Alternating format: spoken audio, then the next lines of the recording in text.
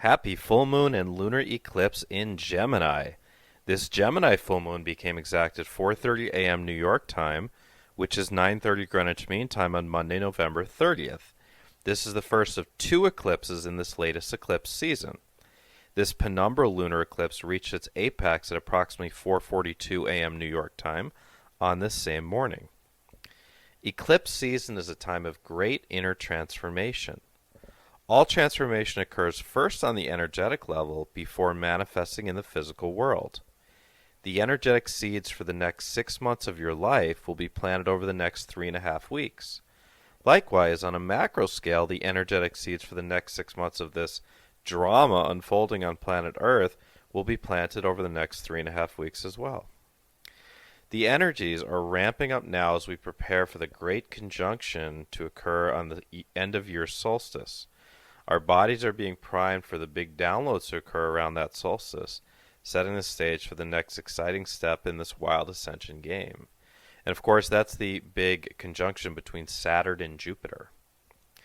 We receive powerful energetic downloads from the ether in the days surrounding an eclipse, though we won't really know what was downloaded for us until months pass by. It's best to keep a positive frame of mind around the eclipses, of course. It's always helpful to put out positive vibes to the universe and to set positive intentions around lunations. However, during eclipse season, it's really like our soul is doing the talking here. Our soul is making the shifts for us, whether we like it or not.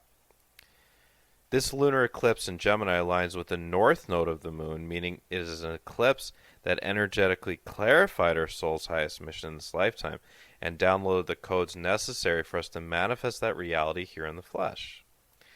This full moon eclipse opposes the sun in fiery, explorative, optimistic Sagittarius.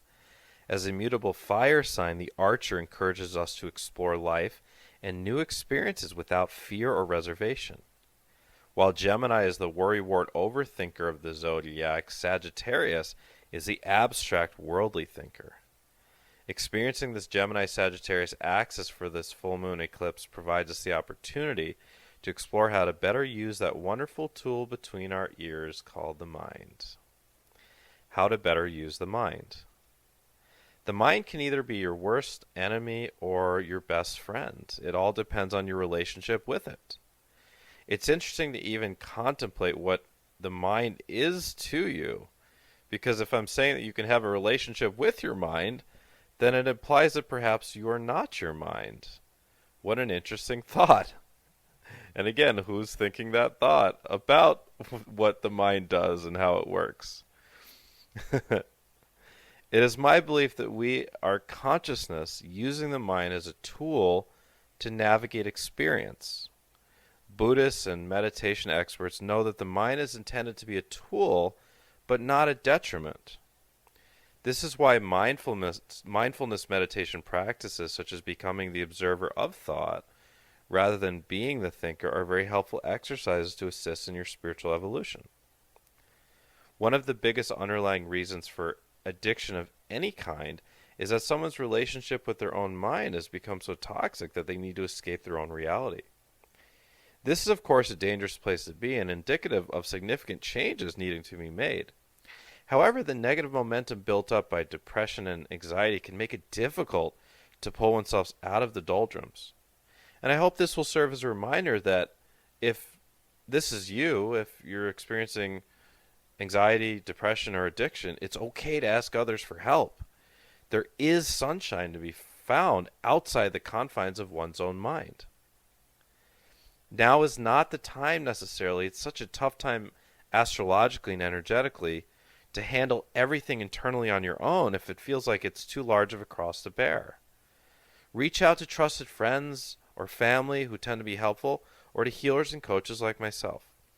We are all in this together. Although it is common to feel like an island in life, the truth is that whatever you've gone through or are going through, there's probably a lot of people out there who are going through something pretty similar. We are all in this together, and although it is common to feel like an island in life, the truth is that whatever you've gone through or are going through, there's probably a lot of people out there who are going through something pretty similar. I get so many clients who are at the beginning stages of a spiritual awakening journey, and they're experiencing all sorts of weird things. Energy running through their bodies, sleepless nights, feeling disconnected from reality, trying to figure out what the heck is going on in the world, right? What is true? What is happening behind the scenes? What's real? What's not? And people sometimes at the beginning stages of their awakening journey, they tend to think they're either crazy or totally alone in it until they start discovering videos and YouTube channels like this channel, only and many others, only to realize with fascination that there is a whole community of people interested in the new age spirituality, interested in all the stuff they're interested in, and experiencing all the crazy weird things that they're experiencing as well. And it makes them feel welcome, and that's such a beautiful thing. It's so wonderful that we have this platform of the internet to share our experiences and to help each other feel welcome in this spiritual community. And Gemini rules the internet because Gemini is the ruler of Mercury, and Mercury is communication, and Mercury rules the internet. So I think it's just so cool, and this is a great time for us to use the internet to our advantage to build a stronger spiritual community. And the best thing is to be supportive of one another, to be supportive, support the channels out there that you like, support the voices that you like, and post your own views, post your own voices, make your own videos.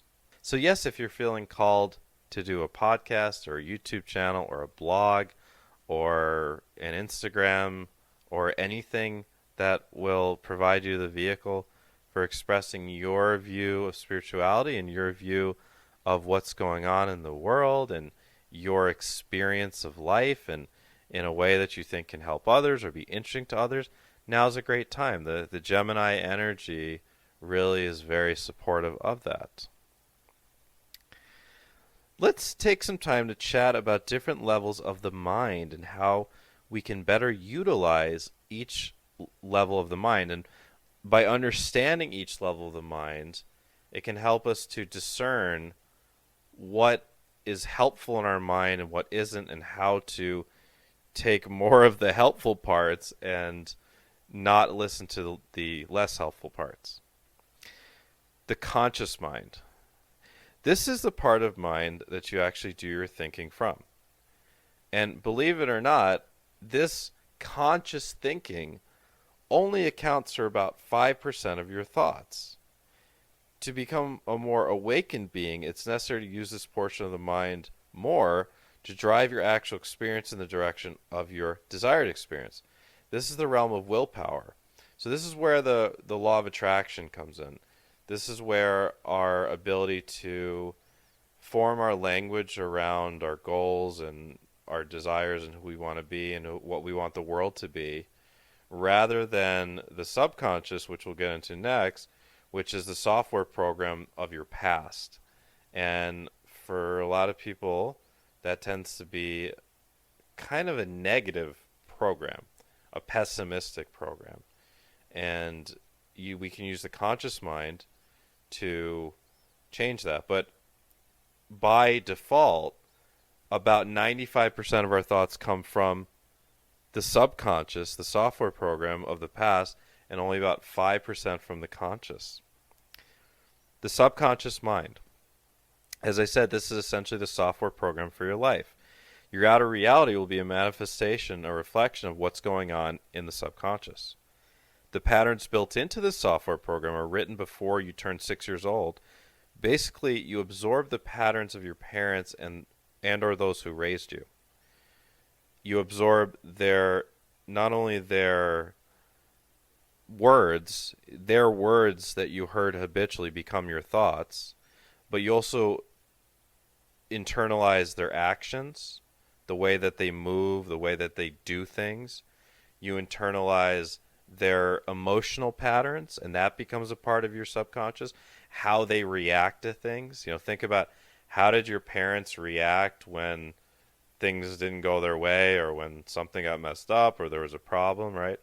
Did they react? If they reacted with calmness and And with optimism, then you probably grew up and you probably still react with calmness and optimism. But for a lot of us, we grew up with parents who didn't necessarily respond to problems, even little problems, with calmness and optimism. If you had a parent who respond, or both parents who responded with a frenzied, panic, or just um, fighting with one another in order to solve a minor problem, well, those are patterns you may have internalized and then you may have unconsciously played out in different areas of your life, maybe at work or maybe in your personal life, right? Until you start to recognize the patterns and then you start to change them.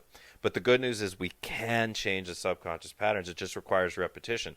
And this is one of the biggest things we're doing on the spiritual journey is we are taking those subconscious patterns, which actually are also karmic. Those subconscious patterns, all the things that hold you back from becoming who your highest potential, who you could possibly be. There's also a relation to past life stuff, because okay, if you had a parent who was, like we said, didn't react to problems very well, maybe a parent who just kind of emotionally shut down when there was a problem, or a parent who got angry when there was a problem, or who just would go into escapism, right, to avoid problems. And we all had those parents, or know people who had those parents. And, you might have done that in a past life as well. You might have done that in a past life. You might have been that parent in a past life.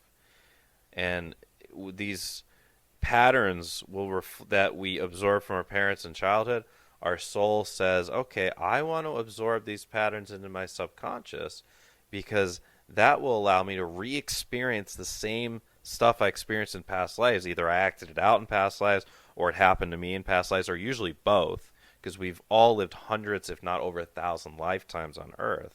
Most of us have. Some of us less, but most of us have lived at least in the hundreds. And in that way, I'll be able to see it right in front of me, and then I can use the conscious mind, the willpower mind, to change it. And the way that we start to change it is usually by going to therapy, or life coaching, or energy healing, or reading a book, or going to a seminar, or watching a video, or seeing an inspiring movie, or just meeting a new inspiring person. Like, there's usually something that life will just kind of give us a gift. The soul will put into your life plan, here's a gift, here's a book to fall off the shelf, here's a YouTube video that you see that inspires you, here's a movie that inspires you, right? Here's something that happens in your life. You lose your job, and then you end up getting a new job, and your boss is teaching you something inspiring, or your boss makes you read a book by an inspiring teacher that helps you to start to unravel this stuff. And then one thing leads to another, and then all of a sudden you're doing the conscious work to unravel all of those, or at least some of those, negative subconscious patterns. And naturally, you'll unravel some, and then you'll fall back on some. You'll go back into some of the old patterns until you recognize them again, and you pull yourself back out. And progressively, through ups and downs, you start to go up overall, and you start to become more of a healed, conscious person who's actually activating and accessing and bringing through more of your soul's essence than just the subconscious patterns, just the ego essence that is related to the past. And you start to bring in more of your future self, your highest possible self. And this is one of the main ideas and the processes that's going on in the ascension process, in the ascension journey, is this unraveling of the old, no longer serving subconscious patterns, replacing them with the more of the aspect of soul. Fascinating stuff. So, to live your desired life, it is necessary to do this work. And everyone has the free will to go at their own pace with this. But when you do the work consciously, rather than making life kind of push you to do the work, you can generally go faster in your journey. the idea is you can go a bit faster, but regardless, your soul is going to kind of push you either way. And what happens during eclipse season is your soul is downloading to you the codes that will make you go forward in the direction you're supposed to go. So the way I always see it during eclipse season, it's like your soul's behind you and gives you a push in the back in the direction that you're meant to go. And we don't always know the direction we're meant to go. I mean, life how often does life happen unexpectedly, right? In the direction you think you're going, life says, it's actually a bit of a different direction. And when that happens, it's always a surprise, but it's also an opportunity to surrender more to that higher intelligence that can see the big picture, because we have blinders on, like thoroughbred horses that they put blinders on so they don't get distracted. We can only see right in front of us. We can only see the racetrack right in front of us. But our soul sees the whole track. Our soul sees the whole 1 5/8 mile track, for you people who know about horse racing, right? Not that I support horse racing, because it's not very ethical. I do not think it's ethical at all. But it's part of life. It's an interesting sport. Anyways, yes, the soul can see the entire race, right? So during eclipse season, it's when, and if we want if we want to actually again use the horse racing example, during eclipse season, it's when the jockey whips the horse. The jockey whips the horse, and gives it that little nudge to move forward in the desired direction, right? And the horse responds. And the horse could always rebel. The horse could always say, no, I don't want to go in the direction my soul is pushing me. And we often do that, right? But the more we surrender to that, you know what, my soul knows best, then it becomes easier for us to just get aligned. Just get in alignment, and all of a sudden we might be able to move forward even more effectively than before. The unconscious mind. This is where traumas are stored, including birth traumas, such as being born in a cold hospital room, being delivered by unfamiliar hands, having the umbilical cord cut, and circumcision. C-section birth. I was a C-section birth. C-section birth will cause all sorts of issues throughout your life, both physical issues and spiritual issues. How you're born is amazing. It's amazing how much it affects you for the rest of your life until you consciously do the spiritual work to start to heal whatever way you were born, But aside from a natural lotus birth, like with the umbilical cord still attached and falling off naturally, there's going to be some sort of trauma that comes from birth, and this is all stored in the unconscious mind.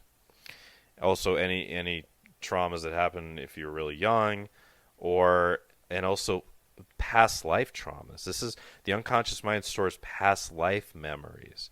This is why when we can access the Akashic records, we're either accessing in some circumstances we're accessing the unconscious mind. In other circumstances we're accessing the superconscious mind, which I'll talk about in a moment, or even the collective mind. And the subconscious creates your life circumstances with the intention of making sure that you don't have to feel the traumas of the unconscious mind.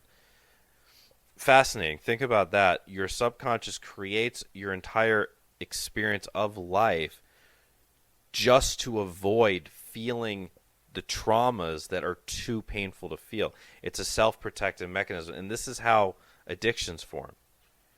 Someone experiences trauma early in life or even late in life, and in order to cover up the experience of feeling that trauma, the subconscious will create a life where perhaps the person just has to always fight to survive. Always has to fight to survive to make enough money to pay rent. So they never have time to think about it. Or perhaps it puts them in a situation where they're surrounded by characters who drink, and they end up drinking. And in that way, they never have to sit and really feel what's inside. Again, until someone stumbles on the spiritual journey. They stumble on a gift from their soul, a YouTube video, an inspiring movie, a book, or a great therapist. All of a sudden, they feel the call to work through some of this stuff, and then that some of that trauma in the unconscious can actually be healed. The collective mind. We are all connected into one another through the existence of what is called the field. There's a conscious collective mind, which is the amalgamation of the experiences, thoughts, and emotions of all 8 billion humans, and an unconscious collective mind, which is a part of the field that is wounded through trauma and karma, and thus asks for certain collective experiences to occur through the law of attraction. This is the part of the collective mind that will ultimately ask for full disclosure when the time is right. And I don't want to get too much into disclosure right now because I believe it's 5 years away, if not 6 years away. But essentially, the collective mind is partitioned in the model that I've received into a conscious collective mind and an unconscious collective mind.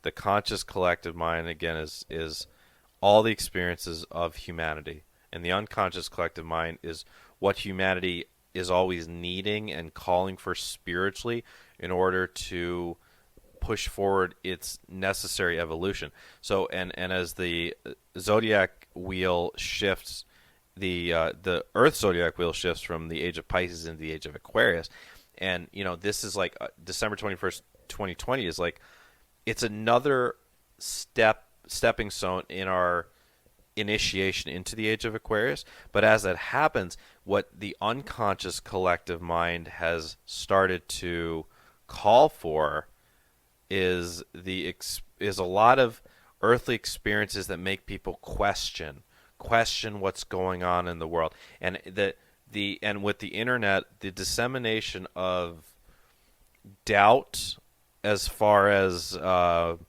validity of the rhetoric of life and what's sold by the corporations and the media has never been higher. The doubt has never been higher, but that's part of the awakening process. That's part of what the unconscious collective mind has called for, is called in to have experiences that make the collectives, to make the people in more and more masses doubt what's going on, because that doubt about whether what people have been told their whole lives about reality is really real, is really true, then that pushes forward the awakening process, because that questioning leads to seeking. The superconscious mind. This aspect of mind is connected to the infinite, including the Akashic records. Anything from the mind of God can be accessed. This is the realm where we access the perspectives and memories from the soul aspect, the higher self aspect, and the Christed extraterrestrial aspect, which is your true galactic or intergalactic self if you are a starseed soul. And this is the realm of real intuition, in my belief. This is the realm of real intuition, because you're tapping into the infinite. And we could also even partition this into, we could say that there's a realm of soul mind, right? That when you access the soul mind, that might be accessing like your personal intuition, and the superconscious mind could be accessing more of an intuition about what's going on in the world, for example, something more external. So I hope that this was a helpful exploration, or at least an interesting exploration. And again, Gemini loves interesting. Gemini loves to read and to watch videos and to learn. Gemini loves learning, and Gemini loves to sit and think and evaluate. So I think this little piece that I wrote about different aspects of mind is perfect for Gemini season. If you can turn your conscious mind into your friend rather than your enemy, you'll find life becoming much more enjoyable and peaceful. And here are some suggested practices to enhance the usefulness of your conscious mind. Mindfulness meditation. Sit or lay down and breathe peacefully and deeply. Intend to become awareness and simply observe which thoughts come to you. You are not thinking the thoughts, you are observing them. Morning intention and visualization. The more that we live intentionally, the more that the conscious mind becomes an effective tool for transformation. There's no better way to start your day than to set a specific intention for the day and then to visualize the day going exactly as you want it to. You can set an intention for something to specifically go well during the day, or it could be something more general like I intend to live from my heart today. For the visualization is also helpful and feels great to visualize the weeks ahead that you desire to occur in your life, or even months or years out. The more that you bring positive emotion to the experience, the higher the possibility that it will actually manifest in your physical reality. Journaling or voice journaling. When you record your experience of life, it is very helpful in making sense of your thoughts in your life, and so that you no longer need to think in circles. Recognizing when you're empathing someone else. When you're hearing negative thoughts in your head, or judging yourself, or even speaking negatively towards others, or judging others, take a step back and evaluate whether these are really your thoughts. Chances are they're not, and it's the voice of a subconscious pattern that came from your parents or caregivers, or it is the words of someone around you that you're empathing. Recognizing this in the moment can help you to shift gears back to your center, which is your natural high vibration. Here's a good rule of thumb. If your thoughts aren't loving, supportive, or helpful, then they're not actually your thoughts. We have something called T fields in our aura, where the thoughts of others from our present and past are stored in the form of energy. When your thoughts are not loving, assume that you're receiving the broadcast of these T fields and not actually consciously thinking. Take back control of the vehicle that is your own consciousness and think some loving thoughts, or better off, say them out loud. Neptune Station's direct, accessing your inner compass. The next 28 days are a great time to explore the relationship between mind and intuition, and how we can effectively merge the two into one seamless tool for guiding your life. We are currently experiencing an exceptionally strong Neptune station in its own sign of Pisces. Neptune's influence on the energies right now is as strong as it will ever be. Neptune rules intuition, the subconscious, dreams, and illusion.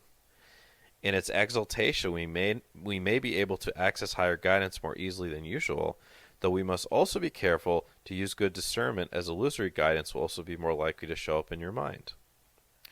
Always make sure that any guidance you receive in your head, whether it's from your own consciousness, a guide, or an entity, feels authentic and also seems like it logically could be true.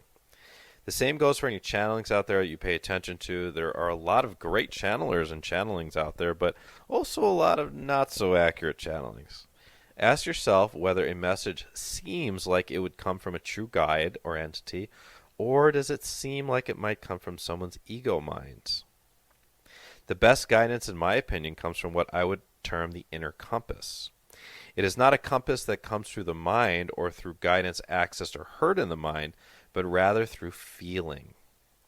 The key to accessing the inner compass is twofold: relaxation and trust. The energies that most often block people's inner guidance are fear, worry, and distrust in themselves or life. It is a general rule that if you want to access accurate intuitive messages, you must be relatively relaxed. Now, there are exceptions to this rule, such as instances when a striking feeling of fear or an undeniable sense of easiness propels you to move out of a dangerous situation. And that's a protective mechanism that falls under the realm of intuition. But in general, to access that inner compass, the more relaxed your nervous system is, the more able you'll be able to really feel and interpret that guidance and mechanism. Nature and water really help to relax the nervous system and connect us with the inner compass. Going for a walk in nature or a swim in a lake, river, or ocean is also a great way to relax your body and connect with those negative ions, and you might just find the answer to that thing you've been trying to figure out coming to you effortlessly. The other part of the equation is trust. So many of the people I work with in private sessions come to me with some sort of belief that their intuition is blocked, or that for some reason they can't hear their guides or access guidance. What I have found for sure in my years of working with people, and in trial and error in my own life, is that if you believe your intuition is blocked, then it most certainly is blocked. Sometimes all it takes to really unlock someone's intuition is to convince them that their intuition isn't actually blocked at all. It's just that the whisper of your guides doesn't always come in the most obvious way. It's not always as simple as hearing in your head the exact instructions you need to figure out your problems, And in fact, specific guidance like that can tend to fall over into the realm of illusion. Guidance comes in many ways, and it can be said that by feeling the inner compass within, you are connecting with your guides in that way. The truth is that your guides are always there for you no matter what. They are with you from the moment of your conception till the moment you return to the spirit world. They helped you to plan out this incarnation in great detail, and they are here to help keep you on track. They have been there in the past to perhaps save you from pitfalls that would have moved you off of your predestined path. They are more supportive than perhaps any one human being has been capable of being for you in your life, though their support generally takes the form of a loving, hands-off approach. The guides operate from a heart-centered space of compassion, service, and non-judgment that we as ascending humans are just beginning to practice. An important question to ask yourself is this: do I really trust in life? Do I really trust in the universe?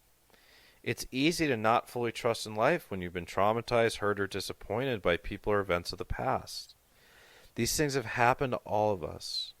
It takes tremendous courage to fully trust in life anyways, even after everything you've gone through.